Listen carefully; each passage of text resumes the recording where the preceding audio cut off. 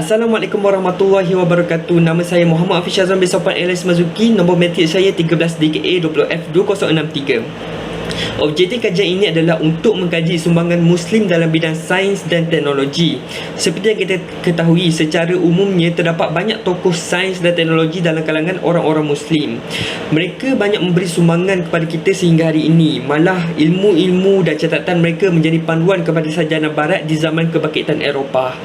Seterusnya, objektif kajian yang kedua ialah mengenali tokoh ilmuwan Islam yang terkenal dalam bidang sains dan teknologi seperti dalam bidang fizik, kimia, kejuruteraan dan matematik. Assalamualaikum warahmatullahi wabarakatuh. Nama saya Muhammad Alif Najmi bin Saiful Skeri. Nombor matrik F2033. Saya ingin memperkenalkan tokoh Islam dalam bidang fizik. Tokoh ini bernama Ash Sharifal Idrisi. Nama sebenar beliau adalah Abu Abdullah Muhammad Idrisi. Beliau lahir pada 1099 Masihi. Tempat lahir beliau adalah Sepanyol. Beliau meninggal pada tahun 1966 Masihi. Beliau juga dikenali sebagai Ash Sharif Al-Idrisi Al-Qurtubi. Okey, sumbangan tokoh ini adalah beliau telah menghasilkan peta berbola perak seberat 400 pound untuk Raja Roger II di Sikili yang merupakan peta dunia yang pertama dihasilkan.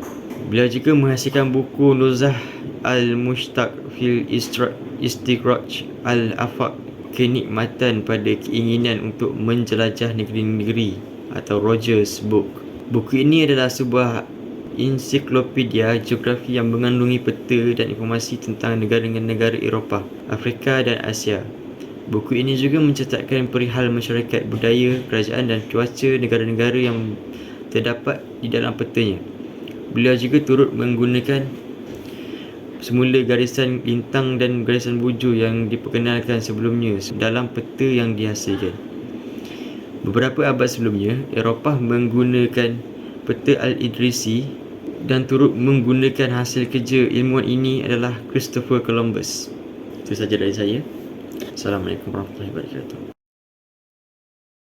Assalamualaikum warahmatullahi wabarakatuh. Nama saya Wan Afzal bin Wan Ismail dari kelas DKA 2B. Nombor matrik saya F2017. Seterusnya, saya akan menyambung pembentangan tentang sumbangan tokoh dalam sains dan teknologi kejuruteraan Islam dalam bidang kimia. Tokoh ini bernama Jabir Ibn Hayyan. Sumbangan terbesar beliau ialah dalam lapangan ilmu kimia. Beliau cukup terkenal kerana hasil penulisan yang melebihi daripada 100 risalah yang telah diabadikan sehingga kini. Terdapat sebanyak 22 risalah yang antaranya berkaitan dengan Al-Kimia dari bahasa Arab dan ilmu kimia.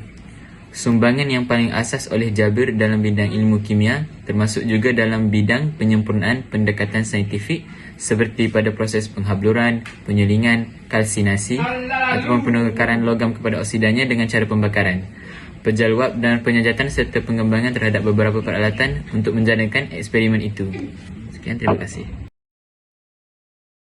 Assalamualaikum warahmatullahi wabarakatuh. Saya Muhammad Akib Imran bin Zulfikri. Nombor pendaftaran saya adalah 13 DKA 20F2061. Hari ini saya akan menerangkan tokoh kejuruteraan iaitu Al-Jazari. Sistem bekalan air jentera Al-Jazari terdiri daripada sebuah pemutar air, satu sistem di mana mengepam dan gear yang mengepam air dari sumber bekalan air di bawah sebuah bukit ke masjid dan hospital dalam bandar itu menggunakan sistem paip. Al-Jazari adalah orang yang pertama yang menemukan robot yang difungsikan untuk membantu pekerjaan rumah. Al-Jazari membuatkan suatu mesin robot yang mampu melakukan gerakan menuangkan, menunduk dan tegak kembali. Sekian, terima kasih. Assalamualaikum warahmatullahi wabarakatuh. Nama saya Ahmad Hakim bin Hasan. Nombor matrik 13 DKA 20F2041. Hari ini saya akan menerangkan tentang tokoh matematik iaitu Al-Khwarizmi.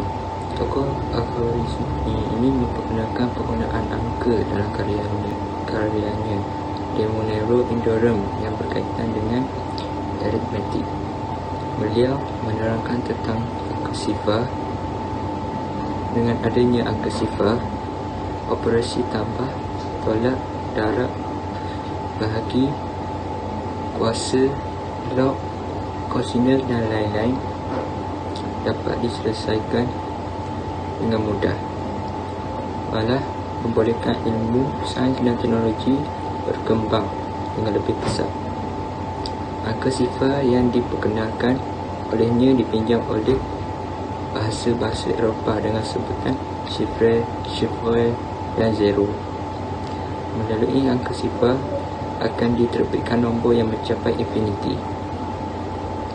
Al-Khwarizmi memperkenalkan kaedah penyelesaian tersusun dan sistematik sehingga digelar bapa ilmu algebra. Karya algebra beliau Risat Al-Jabal wa Al-Muqabalah. Buku beliau yang berperkenalkan kaedah aritmetik Al-Jabal telah diterjemahkan dalam bahasa Latin dan menjadi rujukan di Universiti Eropah sejak abad ke-12 hingga 16 Masihi. Maknanya